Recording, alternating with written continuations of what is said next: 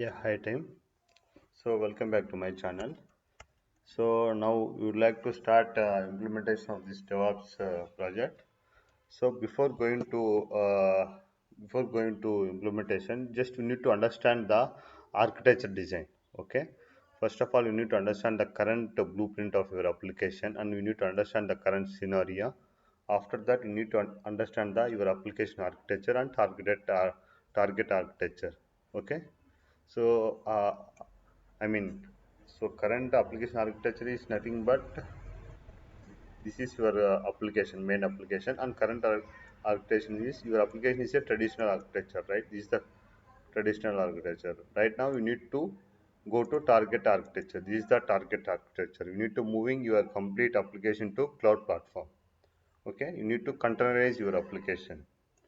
Okay, so after that you need to understand how you are going to implement your DevOps. Okay, how you are creating pipelines, how you need to create CI/CD pipelines, how to create infra pipelines. Okay, after that you need to understand the AWS architecture. So okay, this topic also we are going to cover. After that you need to go to workflow of your architecture. Okay, after completing these six topics, I am going to cover the demo session. Okay, so let's see the one by one. So the first topic is we need to review the current blueprint and understand the current scenario. Let's open the blueprint of your application. Okay, see, my application is passport verification API. This is a blueprint of your project. Okay, project or application is anyone. Whenever you go to your specific project, any project, they will share you the blueprint of your project. Blueprint is nothing but so what are the things you are going to do in your project. Okay, how the application is designed, how what are the tools you need to work, what are the environment it is having, all details it will having. Okay, it's a it's like a book. Okay, okay, let's start about the blueprint. So, in any blueprint, it is having a your client logo and company logo. Okay, this is the title of your project. Application containerization blueprint report for this application. Application name is passport verification API. This is the cost center for your application. For every application, they will given a some specific cost center or some specific tags. Okay. For example, in a huge application, there is a multiple applications is there. How they will identify the resources, human resources or any physical resources or whatever it is. Okay. They are giving specific tag for your application. Currently, this is the tag. Okay, let's go to next page. So after that, so there is a version control for blueprint review. Okay, so initially the person who designing this blueprint, they are given the versioning for this blueprint, and they will is given specific name for that version. Here version 0.1 and initial draft, and reviewer names also will be available in within the project. After that, version 2 and adding AWS accounts or some adding what all the data is added in the upcoming section. Any modification they will do, right? They will be mentioning here. We have done this modification, that is the version number 04. You added AISI, something data they will added and they will given the version. Okay. This is the versioning of blueprint. Okay. Okay, so first of all, they will given the introduction of your application. Okay, so you can see the introduction. So what are the, what is the data they have given? So this document focus on application in containerization scope on summarizing as is architecture and analysis of as is architecture again to be architecture and containerization design principles and containerization approach of your application containerization and moderation journey. The document leveraging the data gathering from different sources like application assessment questionnaires and automated flow description. The economy data will be used to kick off the design session with application stakeholders. Okay, these are some of the introduction data they have given about the application. Okay, how as it is the as it is architecture, how to be the architecture. As is the architecture means current architecture, to be architecture means targeted architecture. Okay.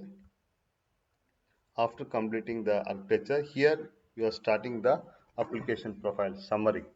Okay, here you having the all data related to your application.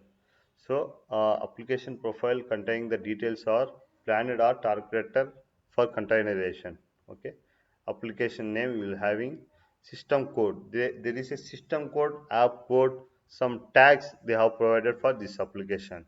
Okay, these are the app code they have given. These are the system. These all are dummy codes. Okay, don't worry about these things. I'm given the dummy things, and repo. They will give the where is the repo of this application, the specific folder we have, and the specific branch they having, and also they give the AWS account details. You need to utilize this AWS account details. Okay. So they're having dev account, they're having SA, and they're having prod. This is the account number and this is the account name. Okay.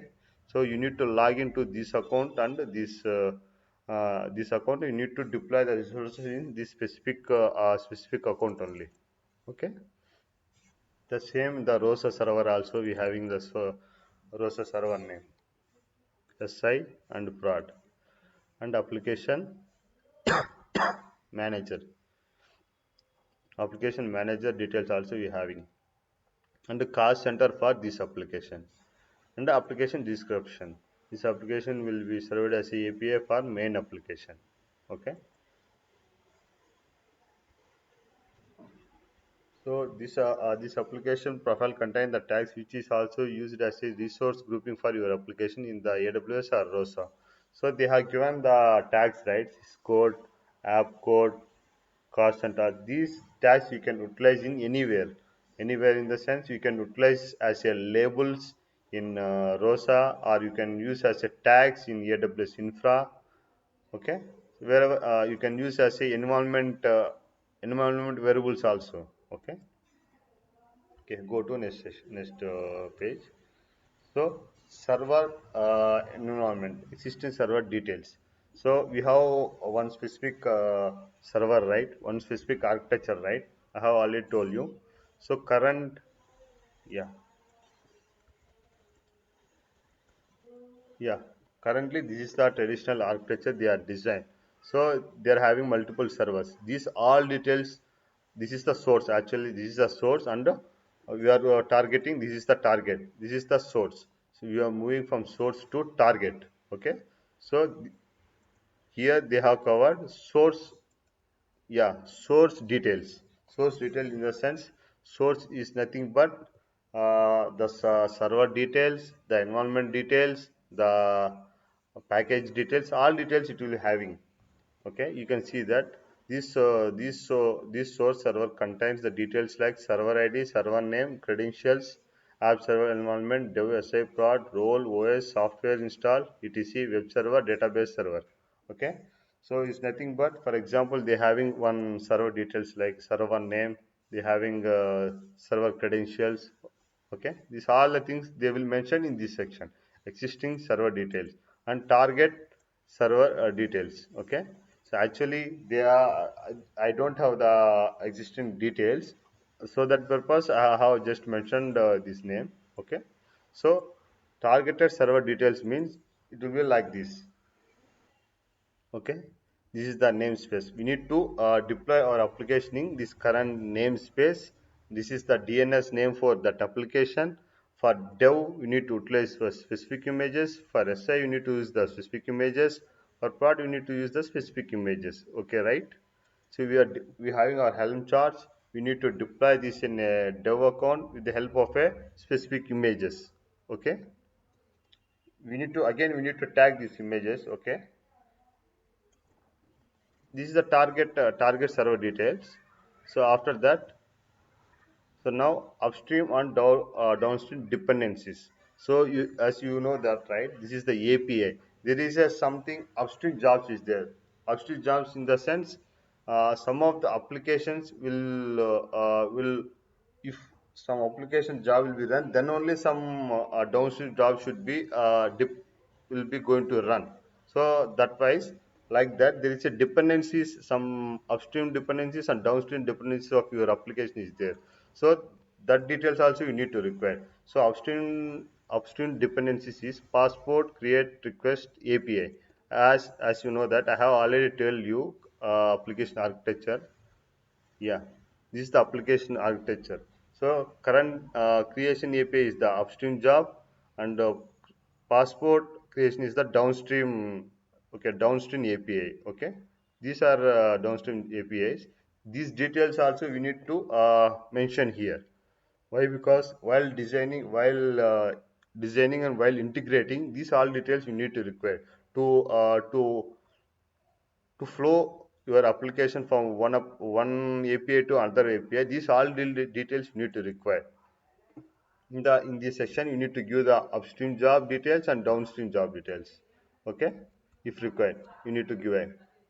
Okay, so let's understand the current application architecture. This is the current application architecture. Okay.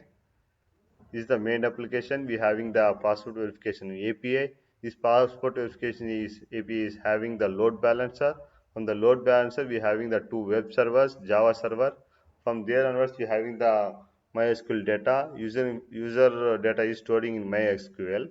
In the main application, we are getting user data from here to here. Then it will be accessed by the user. Okay. This is the current application architecture. Okay. So next move forward. This is the main application architecture. So we having the creation API. This is the main application. Somewhere we having a slash valid or slash something. Whenever they click that one, it is going to validate the your passport. Okay, if the passport is validated, then it is going to yes. I mean there is a decision function is there. If it is yes, then passport is created. Then that information is going to store in database. That database, I mean, that's whenever they store, the information is shown to the GUI. Okay, user access.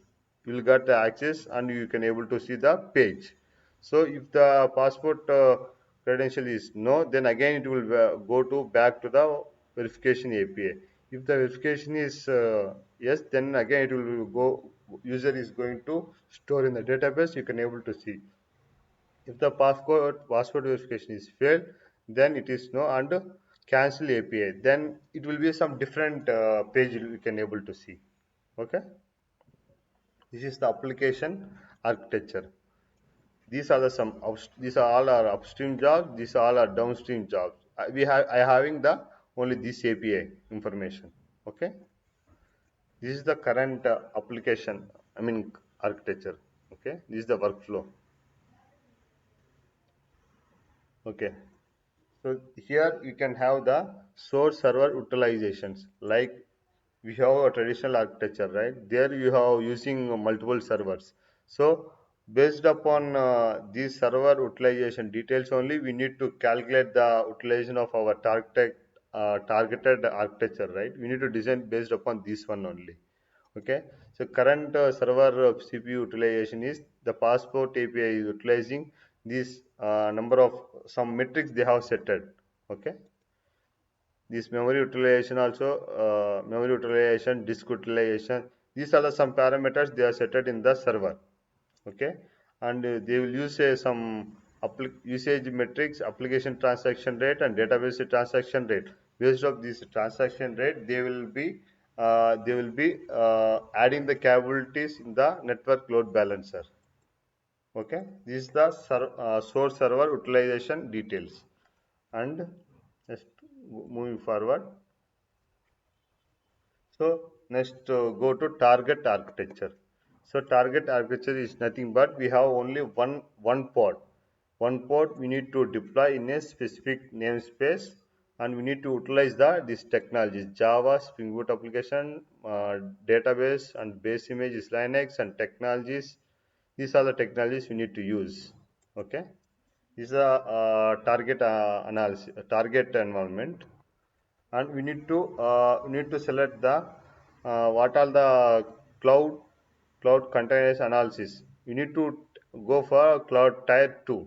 Okay, it is a business critical, and we need to define your business functions. We need to know the impact of your business, and you need to know the data tier resiliency. You need to know the active passive of availability zones. You need to know the high availability dependencies, and is there any automation, and availability target time, and RTO, RPO. This all we need to consider while creating the ROSA cluster, and while scaling the load balancer, while checking the high availability of your multiple zones and regions.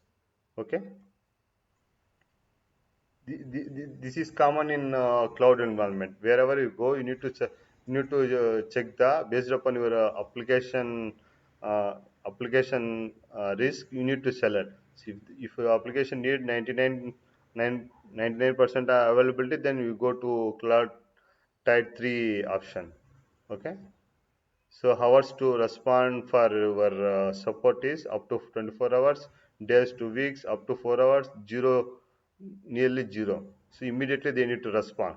Okay, this is a very severe critical issue whenever there is a issue you are facing. Since our application is a very motorized application, having a less impact to the users, then I will go with this cloud type 2 option.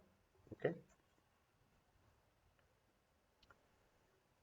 Okay, now target cluster technology details. Again, one more they are sharing this here.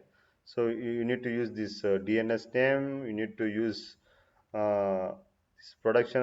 You need to deploy in US East 1. You need to take a Open JDK and ROSA. These are the things you need to take. And also the target shared environment details, and like database backups. You need to select the database backups of your server. Okay, if you are currently having the MySQL, right? That should be backup based upon the this configuration. Deletion after 35 days, snapshot stored in S3 of should be in 35 days, backup should be having 35 days at the specific time for prod and SA and dev. Okay. Yeah, these are the some of the other source and target details you need to mention here. So if you are using basic database, then you are migrating to any RDS. These are the migration details you need to know. Okay. So let's understand the target application architecture. Okay. So you need to deploy your application in a pod in a ROSA cluster. Okay. The ROSA cluster is deployed in multiple regions. Let's explain you more detail on this one. So this is the user detail. When user is hitting upskill on DevOps.com on the internet, okay, whenever they hit this one, so they will hit the slash valid. The slash valid come from user end to the public API. Okay, so the public API is configured in the Route 53 DNS hosted zone. The public AST it is recorded.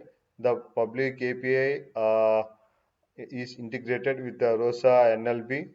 So this ROSA NLB having the VPC endpoints. This VPC endpoints is point outing to the cluster IP addresses of these clusters. The clusters are again deployed in a specific availability zones. The specific availability zone, there is a subnet is here. There is a networking part. There is a private subnet is there. The private subnet they are deployed in a they are created one OpenShift. The OpenShift, there is a namespace, specific namespace is there.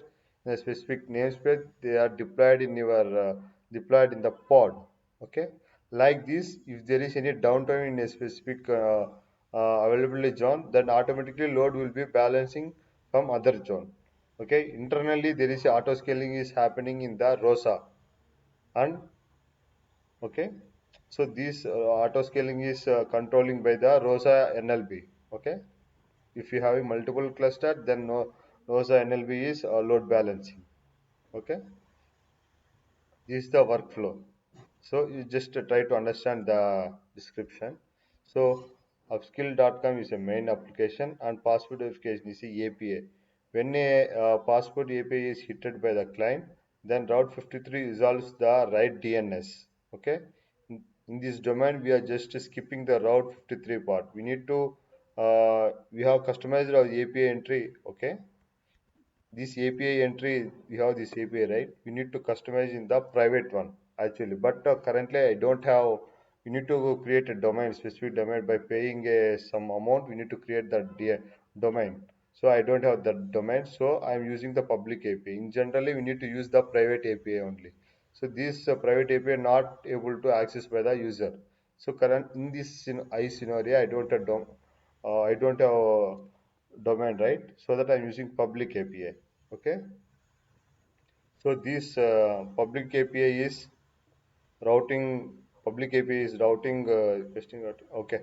So public domain is routing to API gateway. So this API gateway is routing to ROSA Ingress NLP. So we have a public API, right? It is integrating to ROSA NLP in the backend part.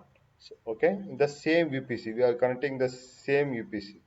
So after connecting the same VPC, this NLB is having a target group. The target groups are ROSA's VPC endpoints. Okay, so thus these VPC endpoints having a clusters. In this cluster, our pad is accessing. Okay, so in this tutorial, I don't have ROSA I don't have ROSA URL, so that I'm using ROSA dev clusters. I didn't created a ROSA clusters. I am using ROSA dev. It is a just for practice purpose. They are giving Red Hat is providing some clusters. That clusters I am utilizing. Okay. So after deploying your pod in it, we can able to visible by the user. Okay. So these to monitor your logs in API, we can check in the CloudWatch log section. This is about target architecture.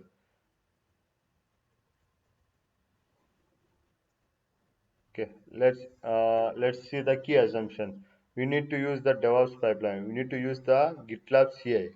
We need to use the ROSA. Yeah, we are using ROSA. We are using the ROSA, and we need to use the GitLab CI to deploy this all resources. CI pipeline, CD pipeline. We need to utilize the GitLab CI only. Okay. So DevOps architecture for deployment. This is the DevOps architecture. So this DevOps architecture, how we design is you have created a CI pipeline, we have created a CD pipeline, we have created a infra pipelines. Okay. So let's see. The CI pipeline, we need to clone the repository. Maven will build your Spring Boot application. After that, we have Docker file. In the Docker file, it will build your image, your application image, and it will push the image to the queue repo registry. Once CID is completed, then CD will be triggering. In the CD, you having the ROSA OpenShift. Okay. So when the CD pipeline we have, right, in the CD pipeline we are already created helm. It will do helm validation and it will do helm deploy. In the deploy section, it will pull the latest image from queue. Okay. This here we are tagging and pushing the image to queue. The CD section, it will taking the same image from queue and deploying in the ROSA cluster. Okay. This is the infra pipeline. In the infra pipeline, first part we need to give AWS lint, AWS nag, and AWS valid. Then second part we need to AWS CFT deploy. It will deploy your resource to the AWS environment. CFT created, then AWS resources will be created in the infra pipeline. Okay, then you need to see that this is the AWS infra. Okay, you having the public API. we having the Amazon S3 bucket. We are storing the Swagger file in S3 bucket, and this API is integrated with ROSA NLP. Then NLP is connected to OpenShift, ROSA OpenShift. Okay, this API gateway is having a DNS record, API DNS record in Route 53 hosted zone. Okay, I have already told you, right? Yeah. This again in detail I will explain you again in the letters. So at finally we need to review. We need to submit the vulnerability reports for your team. There is a SAST and dashed reports you need to require to move from dev to SI or SI to prod. Okay. We need to get the tags of your application. You need to get the secrets like AWS secrets, ROSA secrets, Q secrets. A secret is nothing but credentials, usernames, roles. This all things comes under here. They will add this all details in the blueprint itself. This is the end of the blueprint. So this blueprint containing how you are going to deploy your application in a target environment. Okay, this is all about blueprint. Let's move to next topic.